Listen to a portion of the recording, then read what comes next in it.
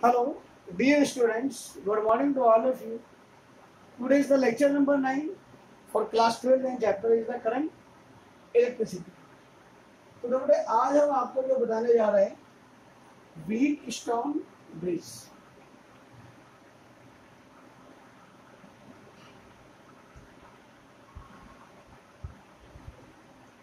बेटे wheat stone bridge के अंदर भी बेटे जो रूल यूज होना है वो किरचॉफ का रूल यूज होना है।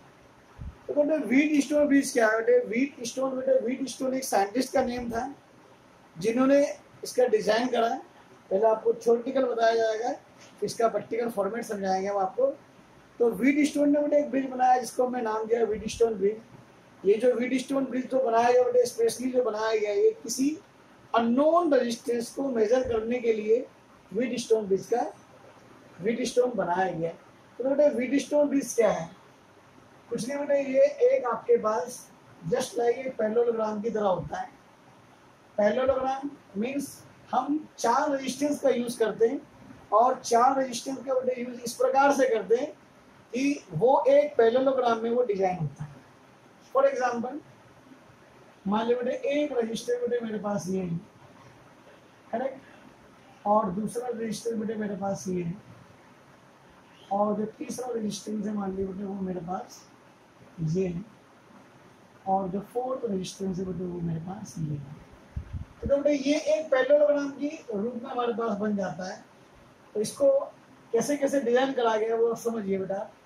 जो आर्म का नाम देते हैं बेटा इसमें A, B, C and D। ये बेटा एक पैरेललोग्राम बन गया आपके पास। मान लो बेटा इसका जो रेजिस्टेंस है वो P है, और इसका जो रेजिस्टेंस है वो Q है, और इसका रेजिस्टेंस है जो वो R है, और इसका रेजिस्टेंस बेटा जो है आपके पास S है। तो बेटा ये जो पैरेललोग्राम है हमारे पास, इसके पास 2 डायगोनल्स हैं, A और C and B and D। तो बेटा जो A और C है और B और D में है, तो इसमें एक डायगोनल में तो बेटा हम गैल्वेनोमीटर को कनेक्ट करते हैं और दूसरे डायगोनल के अक्रॉस हम बैटरी को कनेक्ट करते हैं। अब मान लिया बेटे B और D के अक्रॉस मान लिया बेटे में गैल्वेनोमीटर को कनेक्ट कर देते हैं, और बेटे मान लीजिए बेटे यहाँ पर एक जो की लगा देते हैं उसकी का नाम देते हैं हम K2। अब जो दूसरा डायगोनल है हमारे पास, जो दूसरा डायगोनल A और C है, इसके बेटे अक्रॉस हम बैटरी कनेक्ट कर देते हैं। ये बेटे मान लीजिए मेरे पास 20 वोल्ट की बेटे एक बैटरी कनेक्ट कर दी, और बेटे इसको मैंने जो कनेक्ट कर दिया वो स्विच K1 के अक्रॉस बेटे मैंने कनेक्ट कर दिया। तो ये कहलाता है बेटा आपके पास व्हीट स्टोन ब्रिज, करेक्ट। जो आपके पास बेटे P और Q जो होते हैं, जो P और Q जो होते हैं वो रेशो आर्म होती है। मीन्स जो arm A, B and BC होती है बेटे इसको हम रेशो आर्म कहते हैं। क्या कहते हैं बेटे इसको? Ratio arm. और जो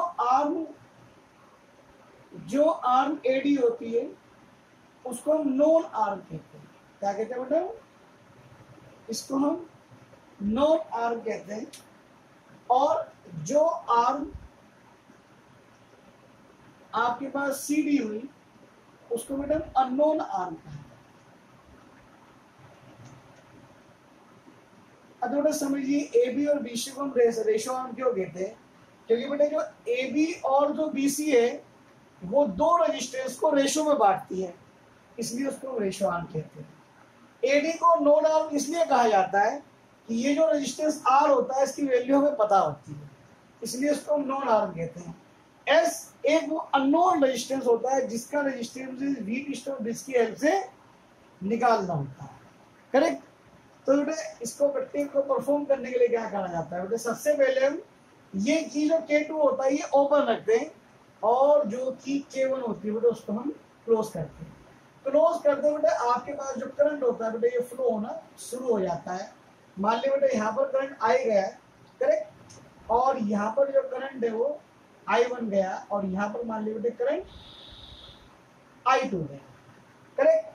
अब हम इस स्विच को क्लोज करते हैं K2 को, और जब हम K2 को क्लोज करते हैं तो यहाँ पर बेटे एक जॉकी लगी होती है, उस जॉकी से बेटे हम स्लाइड कर यानी कि ये जो चारों रेजिस्टेंस है बेटा इसको इस प्रकार से एडजस्ट करते हैं। देखो बेटा आर और एस तो बेटा हमारे, देखो बेटा एस तो मेरे पास अननोन है, इसको तो मैं चेंज कर नहीं सकता, लेकिन पी को, क्यू को और आर को बेटा मैं एडजस्ट करके ऐसा कर लेता हूँ कि व्हीटस्टोन ब्रिज को हम बैलेंस कर लेते हैं। और बैलेंसिंग कंडीशन में स्टेजेस को बैलेंस करा जाता है तो आर्म बीडी के अंदर कोई भी करंट नहीं जाता, यानी कि अगर इसके अंदर करंट I3 भी है तो वो करंट क्या है बेटा, वो जीरो है। करेक्ट। तो बताओ बेटा in balance condition, in balance condition में current I3 is equal to zero होता है इन आर्म बीडी। जो आर्म बीडी है उसके अंदर I3 करंट की वैल्यू जीरो हो जाती है, यानी कि एक बेटे बीडी आर्म कहिए बेटे ये मीनिंगलेस हो जाता है। करेक्ट। इट मींस कि जो I1 करंट है वो आपके पास यहाँ भी I1 जाएगा और यहाँ पर भी I1 जाएगा। इसी प्रकार से जो करंट होगा बेटे I2 यहाँ तक भी करंट I2 ही जाएगा और दोबारा से current I is equal to यहाँ पर I1 प्लस I2। करेक्ट। तो ये होता है बेटे व्हीटस्टोन ब्रिज, यानी कि की K2 को दबाकर बेटा हम गैल्वेनोमीटर को अंदर हम जीरो रीडिंग ले आते हैं। जब हम जीरो रीडिंग ले आते हैं तो ये जो व्हीटस्टोन ब्रिज होता है बेटे हमारे पास बैलेंस हो जाता है और इस गैल्वेनोमीटर के अक्रॉस या कहिए बीडी आर में कोई भी करंट फ्लो नहीं होता है, लेकिन स्विच क्लोज होता है, लेकिन करंट इसके अंदर जीरो होता है। तो देखिए बेटे अब हम क्लोज लूप लगाते हैं, यहाँ पर किरचॉफ में लगाते हैं, apply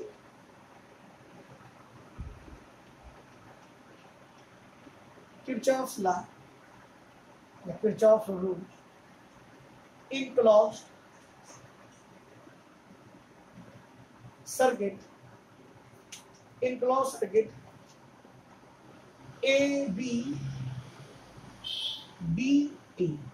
A B D A में हम लगाते हैं तो बताओ बेटे देखो P into I1 plus I3 dot G minus का R into I2 is equal to zero होगा। अब बेटे I3 की वैल्यू तो एस जो I3 बेटे वो मेरे पास जीरो है, तो बताओ बेटे P into I1 is equal to R into I2 हुआ या नहीं हुआ। करेक्ट।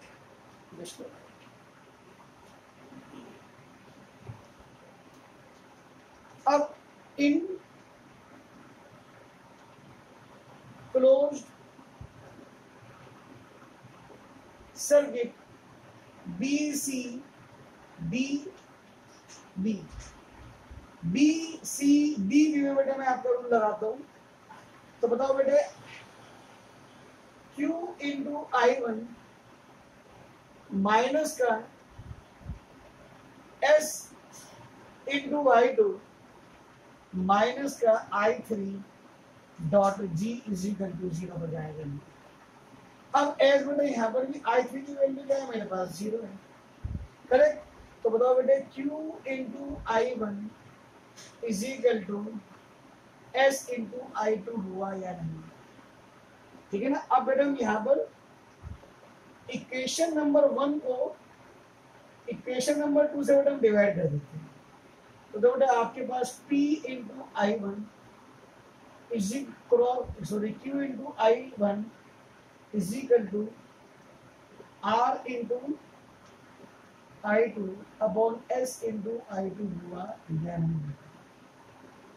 तो बेटा इसको हम काट दें तो P upon Q is equal to R upon S। This is the balanced condition. ये बेटा हमारे पास बैलेंस कंडीशन होती है। अगर एक व्हीटस्टोन ब्रिज बैलेंस होता है तो 100% P upon Q is equal to R upon S पाया जाता है। तो एक क्वेश्चन पेपर में बहुत पूछा जाता है, इन the balance condition of Wheatstone bridge, अगर गैल्वेनोमीटर की जगह हम बैटरी लगा दें और बैटरी की जगह हम गैल्वेनोमीटर लगा दें, इनमें से जिस डायगोनल पर गैल्वेनोमीटर है उस डायगोनल पर बेटा हम बैटरी लगा दें, जिस डायगोनल पर बैटरी लगी है उस डायगोनल पर हम गैल्वेनोमीटर लगा देंगे, तो इन द बैलेंस कंडीशन कोई भी इफेक्ट नहीं पड़ेगा। करेक्ट। और एक क्वेश्चन बेटे बहुत पूछा जाता है, why we prefer Wheatstone bridge to measure the unknown resistance. एक अननोन रेजिस्टेंस को मेजर करने के लिए हम व्हीटस्टोन ब्रिज को बैलेंस क्यों करते हैं? उसका सिंपल सा आंसर है बेटे, देखो जब बेटे मुझे इस एस अननोन रेजिस्टेंस की वैल्यू पता करनी होती है तो व्हीटस्टोन ब्रिज बैलेंस होता है। इट मीन जब व्हीटस्टोन ब्रिज बैलेंस होता है उस समय कोई भी करंट सर्किट में ड्रा नहीं होता है, तो करंट की वैल्यू क्या हो गई बेटा हमारे पास 0 हो गई। Still we are getting the unknown resistance S. लेकिन अगर हम किसी मीटर से या किसी मल्टीमीटर से किसी भी इंस्ट्रूमेंट के थ्रू वोल्ट मीटर से किसी भी चीज से बेटा ये अननोन रेजिस्टेंस को मेजर करना चाहते हैं, तो उस समय जिस भी इंस्ट्रूमेंट से हम मेजर करेंगे उसके अक्रॉस उसके अंदर बैटरी लगी होती है, तो बैटरी का जो इंटरनल रेजिस्टेंस होता है वो भी इसके अंदर ऐड हो जाएगा। तो 100% कभी भी वो मुझे ट्रू वैल्यू नहीं मिलेगी। इसलिए मैक्सिमम जो ट्रू वैल्यू, जो सबसे अच्छी जो ट्रू वैल्यू मिलती है अननोन रेजिस्टेंस की, वो हमें व्हीटस्टोन ब्रिज से मिलती है, क्योंकि in the balance condition no current is drawn from the circuit, still we are getting the unknown resistance. एक होता है बेटे how we can increase the sensitivity of a Wheatstone. आप व्हीटस्टोन ब्रिज की सेंसिटिविटी को आप कैसे बढ़ा सकते हैं? तो हम व्हीटस्टोन की सेंसिटिविटी को बढ़ा सकते हैं by increasing the ratio of the resistance in are, P और क्यू। अगर हम पी और क्यू के रेजिस्टेंस के रेशियो को बढ़ा व्हीटस्टोन तो 100% हम व्हीटस्टोन ब्रिज की सेंसिटिविटी को भी बढ़ा सकते हैं। This is about Wheatstone bridge. Next lecture देने बेटे मैं इसका प्रैक्टिकल फॉर्मेट में आपको समझाऊंगा। आज का लेक्चर बेटे मैं यहीं पे समाप्त करता हूँ। Thank you.